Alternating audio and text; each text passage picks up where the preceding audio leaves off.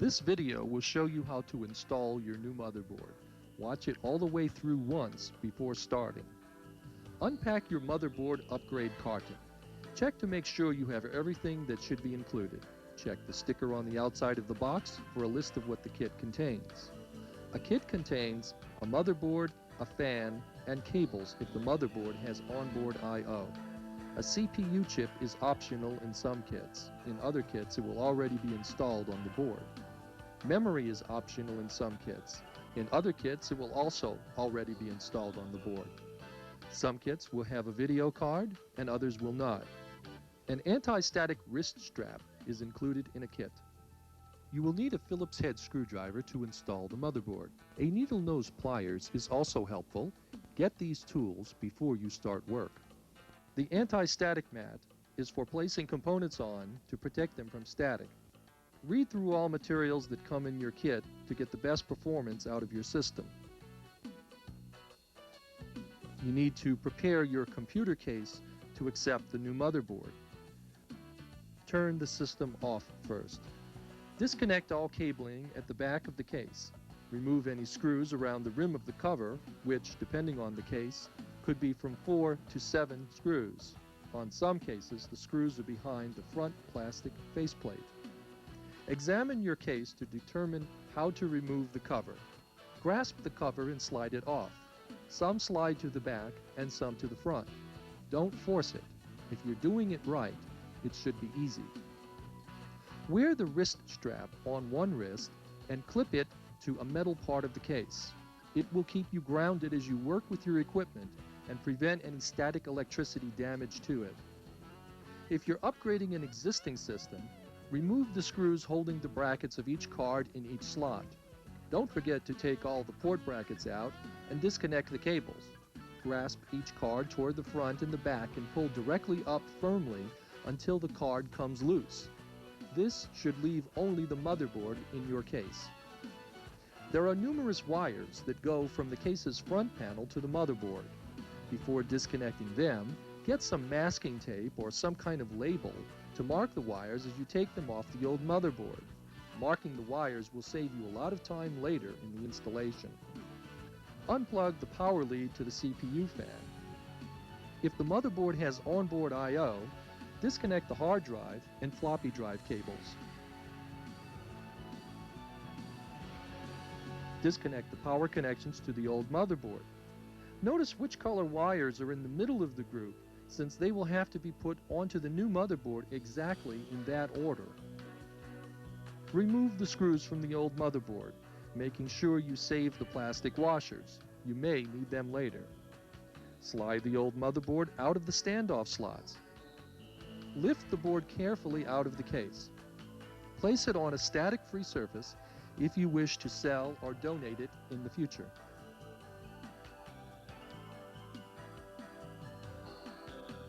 If you didn't get new RAM with your new motherboard, you need to take the SIMs off of your old motherboard.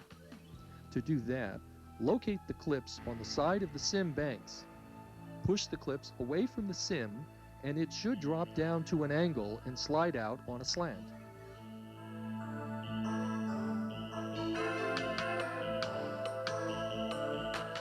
Take the new motherboard out of the anti-static bag. Refer to the manufacturer's manual to set the jumpers. Look for the diagram of the motherboard to find the jumper location and look for the tables for the right settings for your CPU. If the CPU is already on the motherboard, you don't have to change anything. Be absolutely sure you are correct if you're setting the jumpers yourself. If they are wrong, it will probably short out the motherboard and could destroy the CPU. If you have questions, contact technical support before making any jumper changes. If the motherboard did not include a CPU, you need to install it now. First, find pin 1 of the CPU. There will be a corner of the chip that is marked by a dot or a bevel. Next, find pin 1 of the ZIF socket. Pin 1 is usually marked on the board, or there will be a bevel marked in the socket. Attach the fan by the clips or base. Insert the fan and CPU into the ZIF socket by lifting the lever, aligning the pins, lowering the pins into the holes and pushing the lever back down.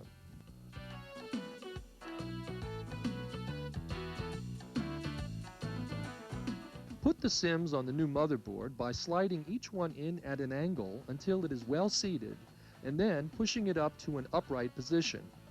There is a notch on the side of the SIM to key it to the SIM socket. Do not force it. If you're doing it right, it should be easy.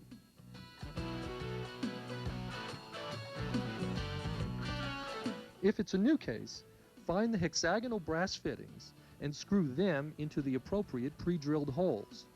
Tighten these firmly by hand. You may need to take the plastic standoffs out of the old motherboard. The easiest way to do that is with needle nose pliers. Squeeze the top of each one and push it carefully through the board. Find the holes in the new motherboard for the plastic standoffs.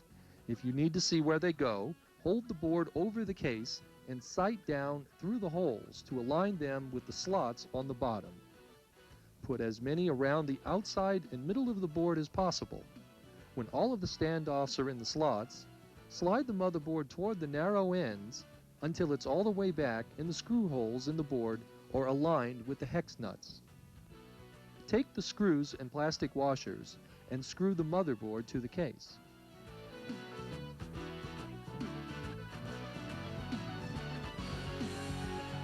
Attach the two 6-wire power leads to the power lead connectors on the board. These power leads are usually labeled P8 and P9. The order in which they are put on the board is crucial. The two black wires on the connectors must meet in the middle, or you will most likely damage your motherboard, CPU, and any other cards installed on it. If the motherboard has onboard I/O, attach the cables now. Locate the connector pins on the board and attach the cable connector that goes to it. Refer to the manual if the connectors are not marked. The IDE cable and connector have 40 pins, while the floppy cable and connector have 34 pins. These cables are flat gray ribbons with connectors on both ends. Each has either a red or blue stripe running down one edge to mark pin 1 at both ends. There are 2 card edge and 2 pin edge connectors on the floppy cable and a deliberate twist between the connectors for drives A and B. You will need to use the secondary IDE channel if you have 2 IDE hard drives and an IDE CD-ROM. Take the front panel wires and plug them onto the connecting pins on the motherboard for each front panel item. If they're not marked on the board, check where each one is on the diagram in the manual. The 25-pin parallel cable port bracket is for your printer. There are usually 2 serial ports, one a 9-pin and the other a 25-pin, or it could be another 9-pin port. There will also be a 15-pin game port for a joystick. Also, plug the power lead for the CPU fan in at this time. It should connect in line between the power supply and a disk drive. Put your expansion cards in next. The way to insert a card is to hold it carefully by the edges, making sure not to touch the chips and circuitry. Put the bottom edge finger connector into a slot that fits. Firmly press down on the top of the card, exerting even pressure until it snaps into place. Don't use excessive force to prevent breakage and to keep from damaging the slot. If it won't go straight in, place the front corner in the slot, holding the card at a very shallow angle, and rock it down into place. Put the video card and fax modem, if any, in a slot as far away from the power supply as possible. Secure each bracket with a screw. If the ports don't have brackets, or if you need all of your expansion slots, there are port knockouts on the back of the case. Find ones that fit the ports and push them out. Unscrew the hex nuts on either side of the port and position it in the hole. Put the hex nuts back in to hold the port in place.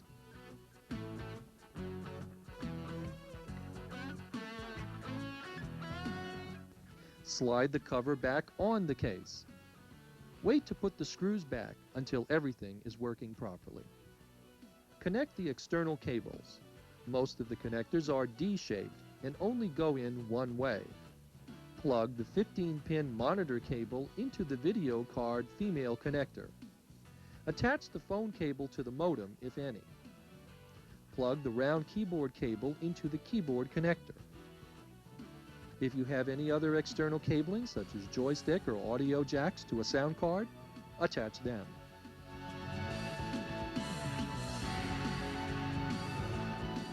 Turn the system on.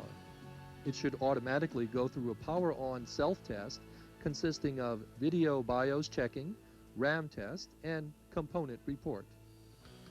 Depending on the type of motherboard BIOS, such as Phoenix, AMI, Award, you will need to press a key or series of keys to get to the setup screen and enter important system information. Check the manufacturer's manual for the keystrokes. On the standard setup screen, enter the current date and time, your hard drive settings, if the BIOS doesn't auto-detect, information about your floppy drives, video card, keyboard, etc. until all applicable data has been entered. If the BIOS auto-detects the hard drive, let it. Save the settings and exit the setup menu. If there is a problem, turn to the troubleshooting section of the installation manual. When your system is up and running successfully, turn it off, screw the cover to the case, and put your tools, manuals, and discs away for future needs. Never throw away manuals, since you almost certainly will need to refer to them in the future.